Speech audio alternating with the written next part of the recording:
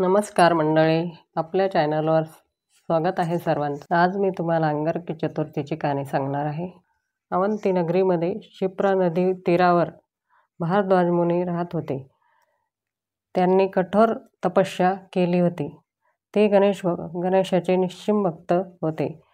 आश्रमात येणाऱ्या मुलांना ते गणेशाची आराधना शिकवत असत। त्यांना मूल बाळ नव्हतं। एके दिवशी भारद्वाज नदीमध्ये स्नान करून काठावर ध्यान करीत बसले। त्यावेळी नारदांची स्वारी तिथं आली।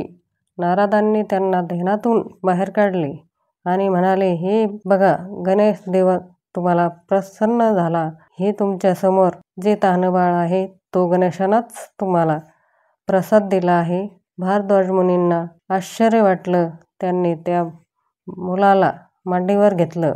लाल लाल जणू अंगारकच। ते म्हणाले, या बाळाचे नाव अंगारक पुत्र मला भूमीनं दिला, म्हणून याला भीम म्हणूया। मुनींनी त्या बाळाला आपल्या आश्रमात नेले। मोठ्या प्रेमाने त्याचं लालन पालन केलं। बालपणापासूनच त्याला वेदविद्या शिकवली। तो गणेशाची आराधना करू लागला। एके दिवशी तो आश्रमातून निघून गेला।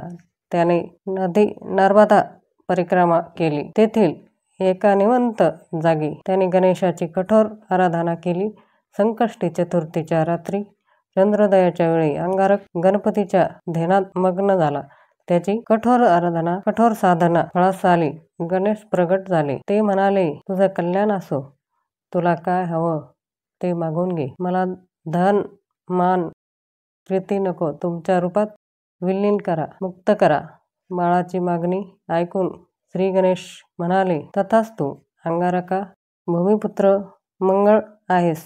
आज मंगळवार आहे। संकष्टी चतुर्थी आहे। ही माझी आवडती तिथी आहे। आज तू माझ्याशी एक रूपात, तुझ्यामुळे मी मंगलमूर्ती झालो। आज मंगळवारी संकष्टी चतुर्थीला अंगारकी चतुर्थी हे नाव दिलं जाईल। अशा या अंगारकी चतुर्थीचं व्रत करणाऱ्यांना 21 संकष्टी चतुर्थी केल्याचं लाभतं। बाळ अंगारक गणेश मूर्तीत विलीन झाला। पुढं अंगारकी चतुर्थीचं व्रत सारेजण निष्ठेने करू लागले। त्यांना गणेश देवता प्रसन्न होऊ लागली। ही 60 अवताराची कहाणी 5 अवतारी संपूर्ण।